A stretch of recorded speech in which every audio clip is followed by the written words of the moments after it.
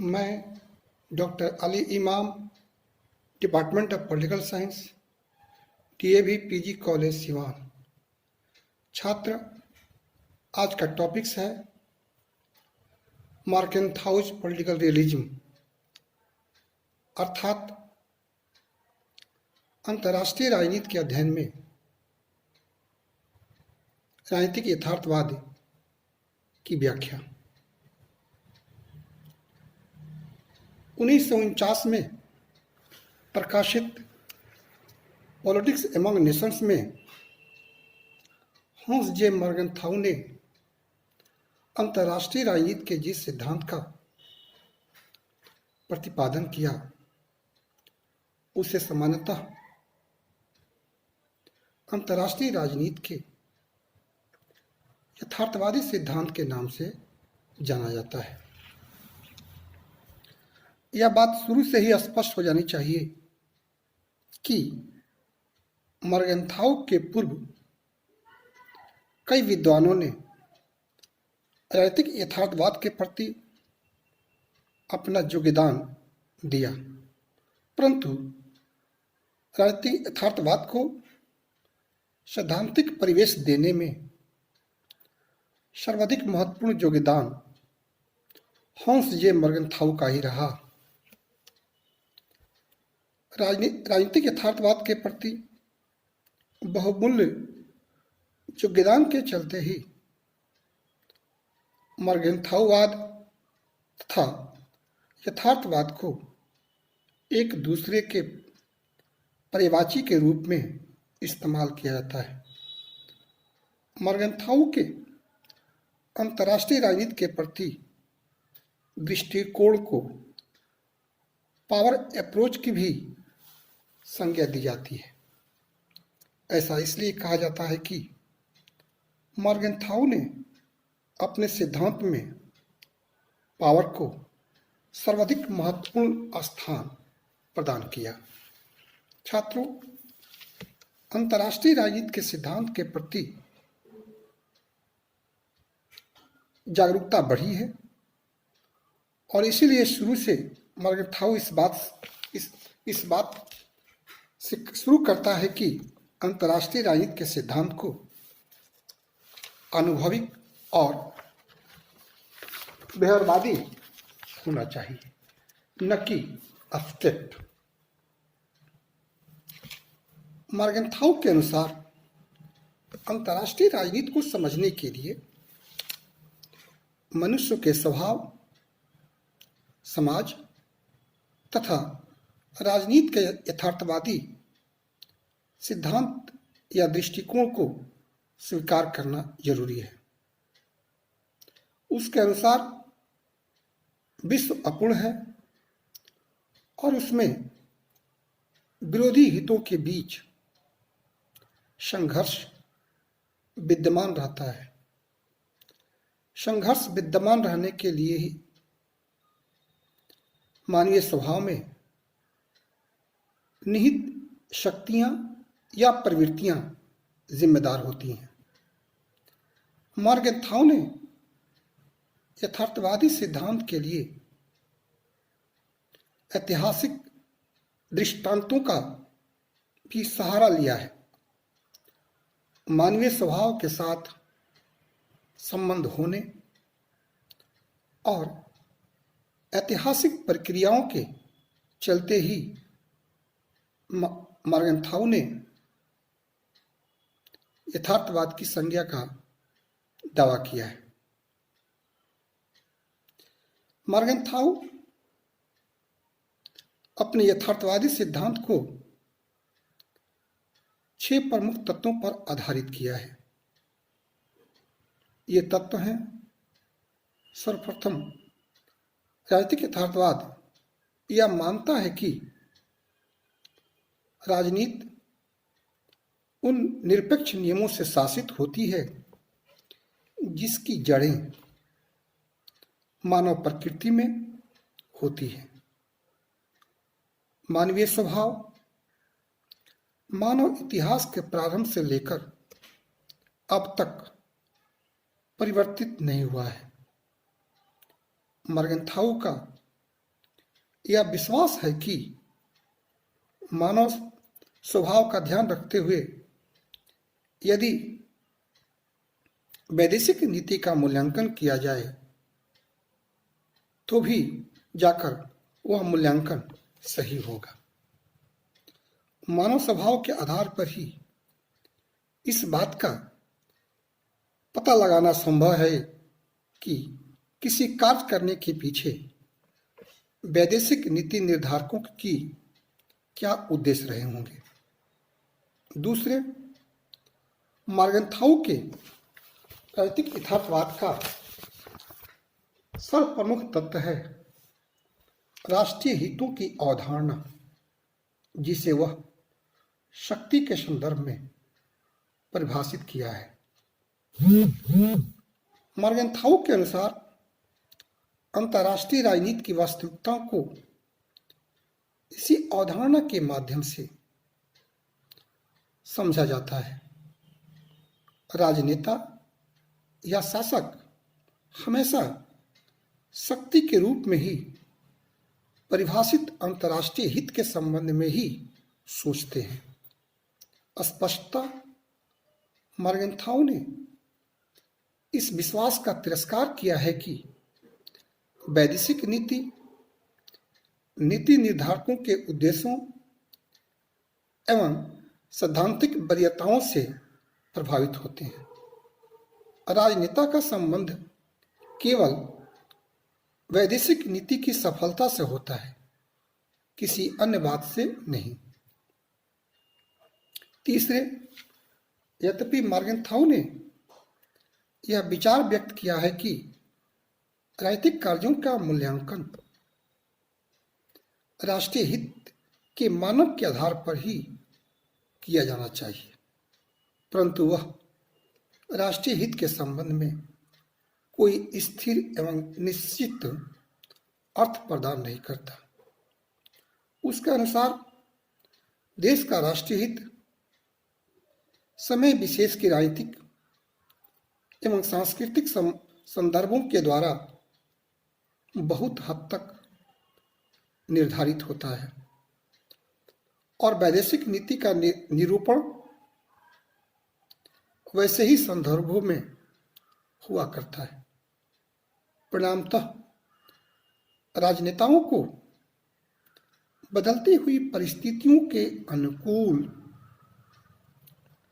शक्ति का ध्यान रखना चाहिए। छात्रों, चौथा तत्व है या सिद्धांत है राजनीतिक यथार्थवाद राजनीतिक कार्य की नैतिक महत्ता के प्रति उदासीन नहीं है, तथापि उसने राजनीति और नीति शास्त्र में स्पष्ट भेद किया है। अमूर्त विश्वव्यापी नैतिक मान्यताओं को राष्ट्रों के कार्यों का निर्देशन नहीं बनाया जा सकता।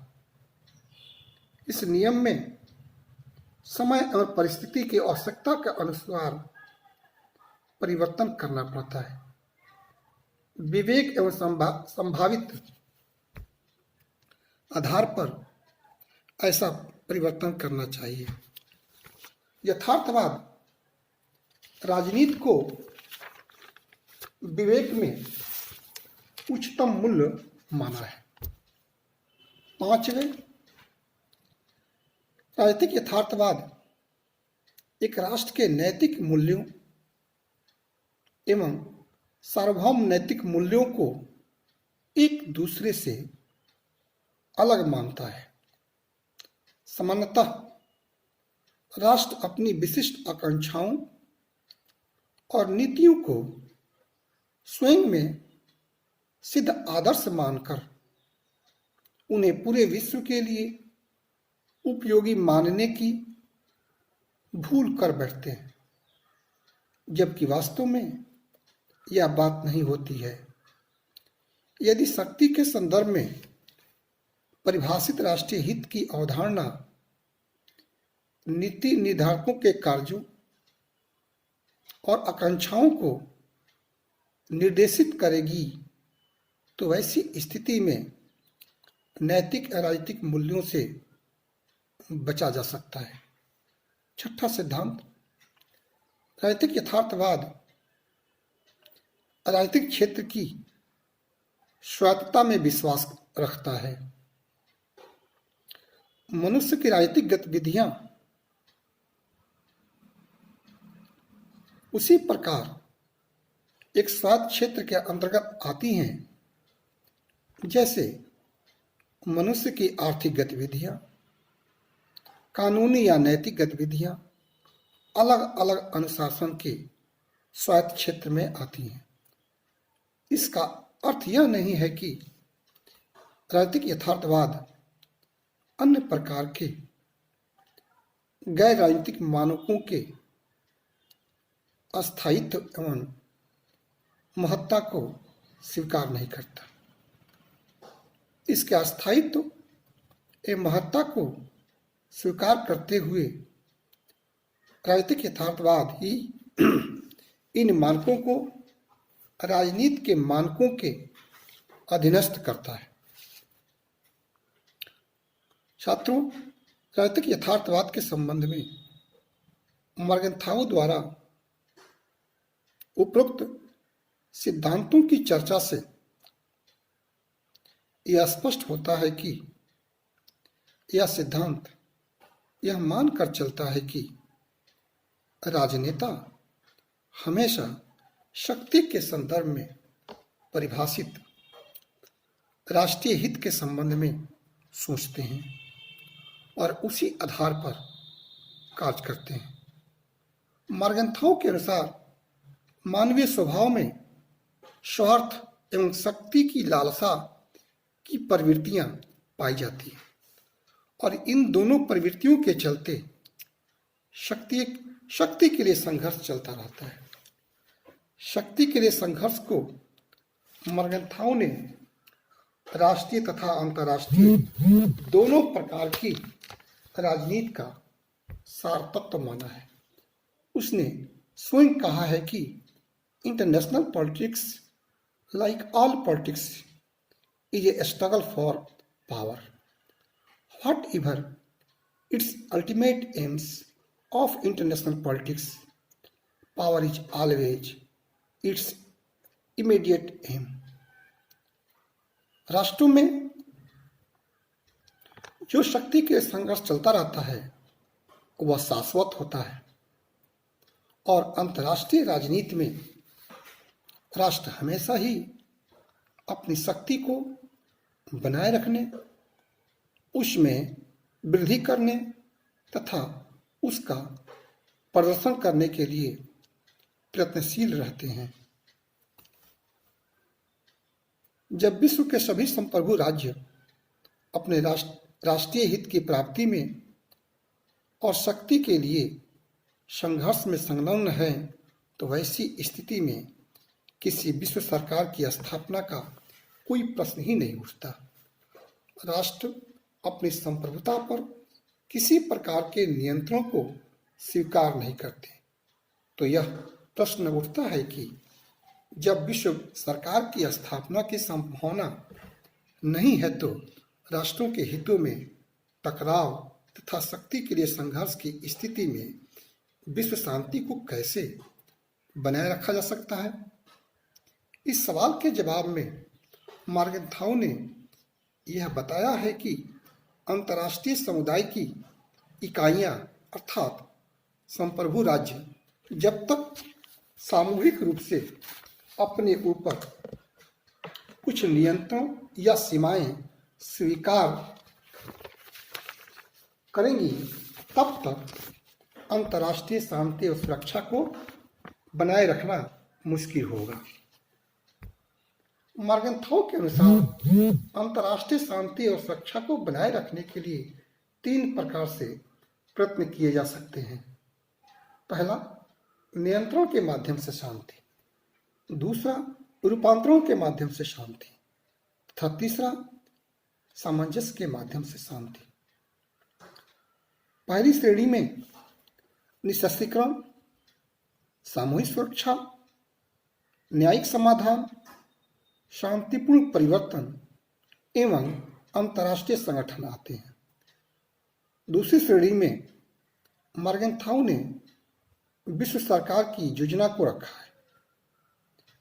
राजनयिक को सामंजस्य के माध्यम से शांति की तीसरी श्रेणी में रखा है।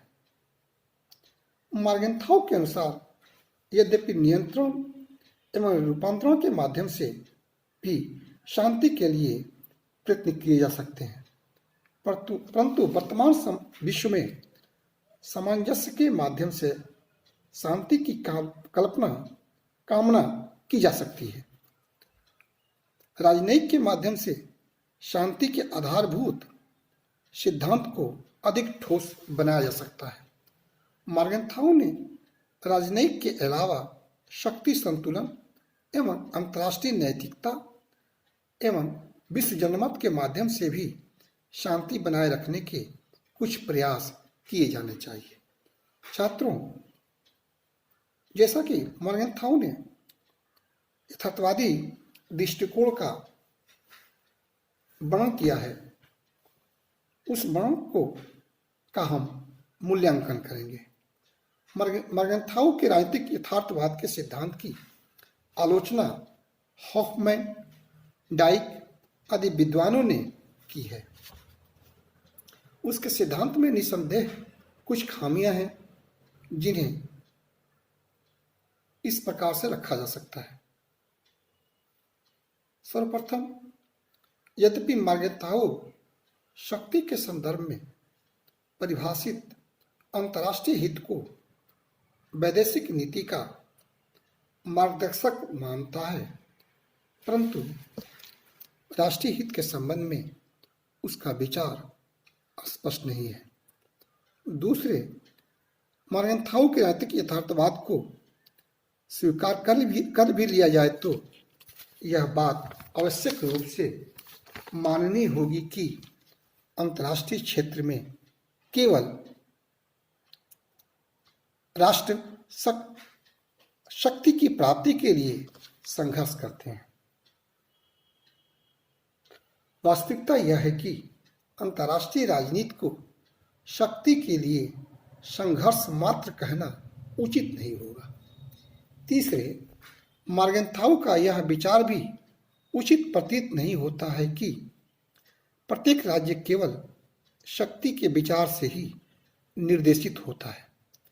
शक्ति के अलावा विश्व शांति, आर्थिक लाभ तथा कुछ सैद्धांतिक विचार भी राष्ट्रों के व्यवहार को प्रभावित करते हैं। चौथे, मॉर्गनथाउ ने मानव प्रकृति के निश्चयात्मक नियमों पर